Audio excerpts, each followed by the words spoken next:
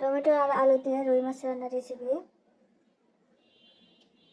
প্রথমে আলুটা ভালোভাবে একটু কষিয়ে নিয়েছি, তারপর টমেটোগুলো দিয়ে দিলাম।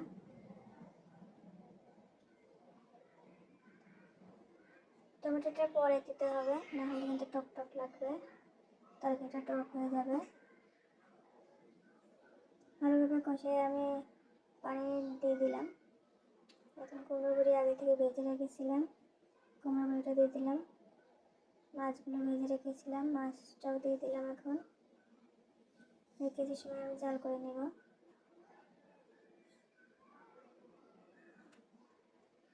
আমি এক ধরনের ভাজনা দিই, পেঁয়াজ বাদামি কালার করে বেটে দিই, আর জিরা, কেউ কাঁচা জিরা দেয়, কেউ জিরা ভেজে দেয়,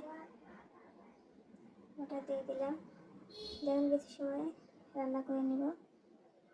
দেখেন গাইস, আমার তরকারি প্রায় শেষের দিকে রান্নাটা। তরকারি এরকম বেশি ভালো লাগে প্লিজ জানাই।